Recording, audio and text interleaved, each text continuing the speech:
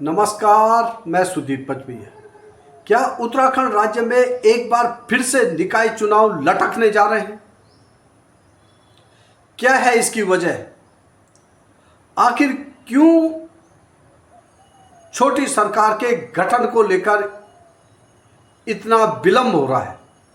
क्या सरकार इसकी वजह है या कुछ और तकनीकी मामले ऐसे आ रहे हैं कि इसके हालात नहीं बन रहे हैं कि निकाय चुनाव हो?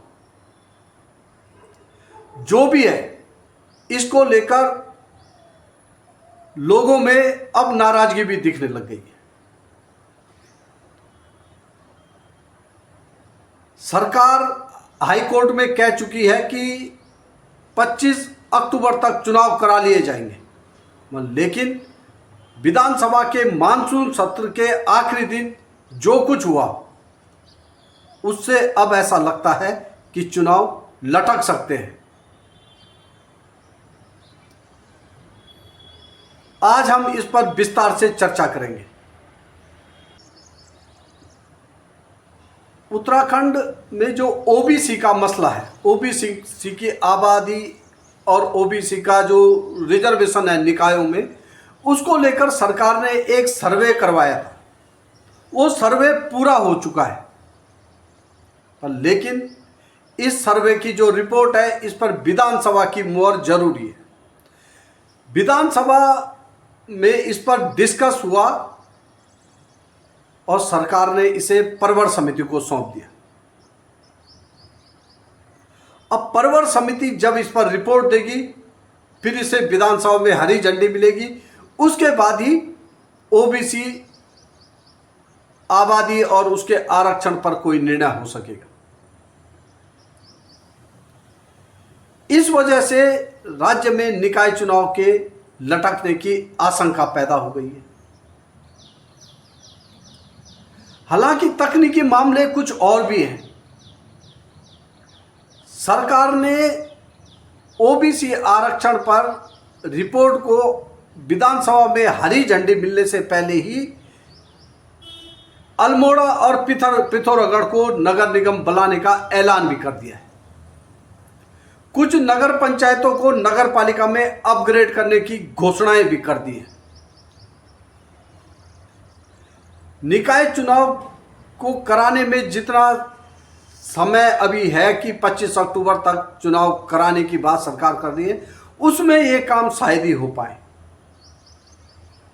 अगर अल्मोड़ा और पिथौरागढ़ नगर निगम के मामले को आगे भी खिसका दिया जाए या जो नगर पंचायतों का अपग्रेड है उन्हें आगे भी कर दिया जाए, उसके बावजूद भी स्थिति ये है कि ओबीसी आरक्षण वाले मामले को पार पाना अभी मुश्किल है।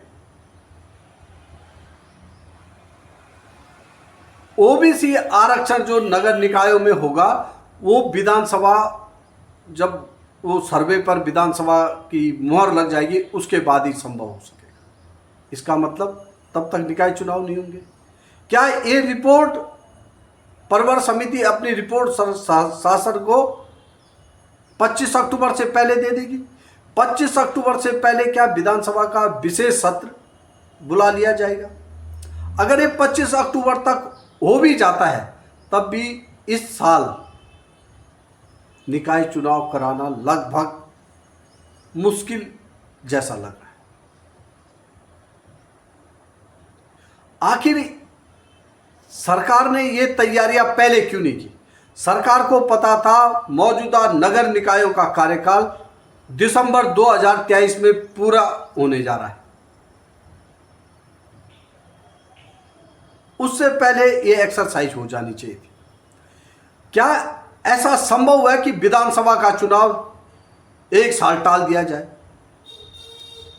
या लोकसभा का चुनाव एक साल टाल दिया जाए? क्या ऐसा संभव है कि राज्य में चुनाव न होने की वजह से सरकार न हो और प्रशासक अधिकारी सरकार राज्य चलाए? नहीं होता है। तो छोटी सरकार के साथ राज्य सरकार ऐसा क्यों करती है?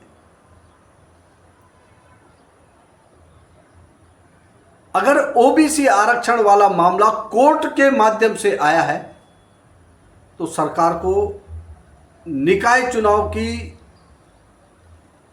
जो तिथि है, जो निकाय चुनाव का कार्यकाल है, उसके अकॉर्डिंग ही तैयारी करनी चाहिए।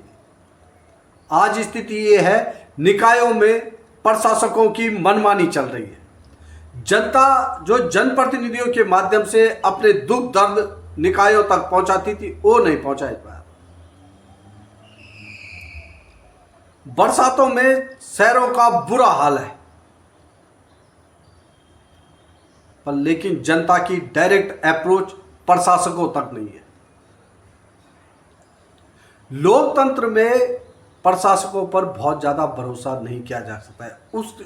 उसके जनता और प्रशासकों के बीच हमारे जनप्रतिनिधि होते हैं,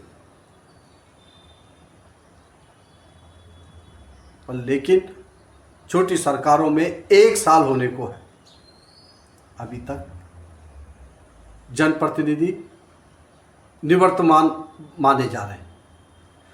निवर्तमान जनप्रतिनिधि जरूर अप्रोच कर रहे हैं निकायों तक, जो जनता के काम हो रहे हैं, पर लेकिन वो आत्मविश्वास, वो बात नहीं है जैसे वो अपने कार्यकाल में होते थे। जो जिस अधिकार के साथ वो निकायों में अपने काम करते थे, जनता के काम करते थे, वैसा नहीं है। इसका खामियाजा आम लोगों को भुगतना पड़ रहा है। लोकतंत्र में विभिन्न स्तरों की सरकारों का आदर होना ही चाहिए। छोटी सरकारों का जल्द से जल्द गठन होना ही चाहिए। निकाय चुनाव जल्द से जल्द होने ही चाहिए।